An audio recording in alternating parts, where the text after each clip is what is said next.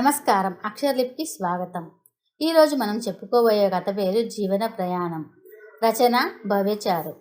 భవ్యకి పెళ్ళి అయింది. అత్తగారింట్లో అందరూ తనకన్నా చిన్నవాళ్లే. అత్తమామలు అన్నీ భవ్య మీద వేసి నిశ్చిందంగా ఉన్నారు. ఇక భవ్య, ఆమె భర్త ఇద్దరూ కలిసి ఇంటి విషయాలన్నిటినీ తమ చేతిలోకి తీసుకున్నారు. ఆ తర్వాత ఒక్కొక్కటిగా ఆ బాధ్యతలు తీర్చుతూ తమ తల్లిదండ్రులు, అత్తమామలు తమ మీద పెట్టిన నమ్మకాన్ని నిలబెట్టారు. భవ్య తన ఆడపడుచుల చదువులు, ఆ తర్వాత పెళ్లిళ్ళు కూడా చేసింది. అంతలోనే తనకు ఎంతో అండగా ఉన్న భర్త ఒక ప్రమాదంలో తన 2 కాళ్ళు పోగొట్టుకొని ఇంటికి చేరాడు. ఇది తెలుసుకున్న భవ్య తల్లిదండ్రులు, స్నేహితులు వచ్చి భవ్యని ఓదార్చి వెళ్ళిపోయారు. ఇక భవ్య తల్లి వచ్చి, అమ్మా భవ్య, నీకు ఎలాగూ పిల్లలు లేరు, మాతో పాటు వచ్చేస్తే నీకు ఇంకొక మంచి సంబంధం చూసి పెళ్లి చేస్తాం, ఆలోచించు అని చెప్పి వెళ్ళిపోయింది. భవ్య ఆలోచనలో పడింది. అవును, తన తల్లి చెప్పినట్టు ఇంకా తనకి పిల్లలు లేరు. ఇంకో పెళ్లి పెద్ద కష్టం కాదు. కానీ తను వెళ్ళిపోతే ఇక్కడ ఎవరు తన భర్తను చూసుకుంటారు? అత్తమామలు ముసలివాళ్ళు. వాళ్ళ పనే సరిగా చేసుకోలేరు. ఇక భర్తను ఎవరు చూస్తారు? ఆడపడుచులు వారి అత్తారింట్లో బాధ్యతల నడుమ ఉన్నారు. వారు వచ్చి చూడలేరు. పాపం, తన భర్త ప్రతి చిన్న విషయానికి భవ్య భవ్య అని పిలుస్తూనే ఉంటాడు. ప్రతి విషయం తనకు చెప్పకుండా ఉండలేడు. తన బట్టల దగ్గర నుంచి అన్నీ తాను దగ్గర ఉండి అందించాల్సిందే, లేకపోతే తను తీసుకోలేడు. పెళ్ళి అయ్యే వరకు తల్లి చూసుకుంది, పెళ్ళి అయ్యాక తాను చూసుకుంటుంది. అతనికి ఆలోచన శక్తి తక్కువ. దాంతో ప్రతి విషయానికి భవ్యనే సలహాలు అడుగుతూ ఉంటాడు. ఇప్పుడు ఈ పరిస్థితికి ఇంకా కృంగిపోతున్నాడు.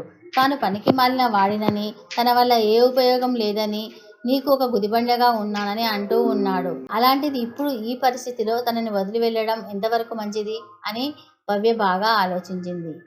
ఇక ఒక 2 రోజుల తర్వాత భవ్య తల్లిదండ్రులు వచ్చారు. ఏ నిర్ణయం తీసుకున్నావు అని అడిగింది తల్లి భవ్యని. అమ్మా, ఈ పరిస్థితిలో నువ్వు ఇలా అడగడం ఎంతవరకు కరెక్ట్? ఒకవేళ నా పరిస్థితిలో నువ్వే ఉంటే నాన్నని వదిలి వెళ్ళిపోతావా అని అడిగింది.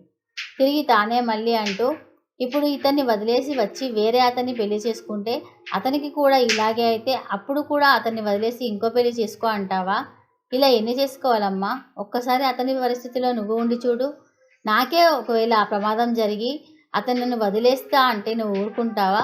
అతన్ని ఇంకో పెళ్లి చేసుకొనిస్తావా అంటూ అడిగింది భవ్య. అలాగే అమ్మ, కష్టాలలో తోడు ఉండేది కేవలం భార్యనే అమ్మ. ఇప్పుడు అతనికి ఇలా జరిగిందని నేను తనని వదిలేస్తే అతను నన్ను క్షమించడు. ఆ దేవుడు కూడా నన్ను క్షమించడమ్మా.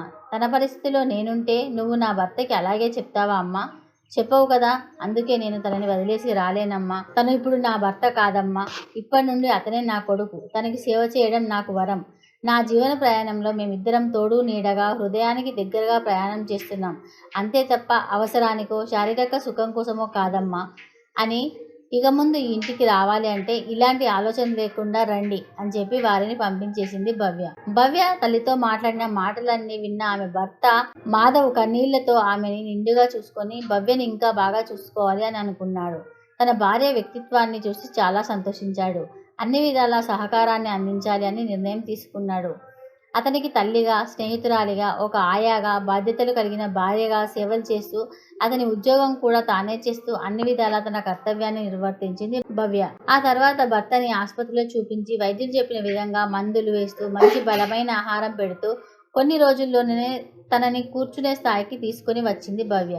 వారిద్దరూ హృదయానికి దగ్గరగా తమ జీవన ప్రయాణాన్ని కొనసాగించారు. ఈ కథ కనుక మీకు నచ్చినట్లయితే లైక్ చేయండి, షేర్ చేయండి. అలాగే ఛానల్ని సబ్స్క్రైబ్ చేసి పక్కనే ఉన్న బెల్ ఐకాన్ని యాక్టివేట్ చేసుకోవడం అసలు మర్చిపోవద్దు. ధన్యవాదాలు.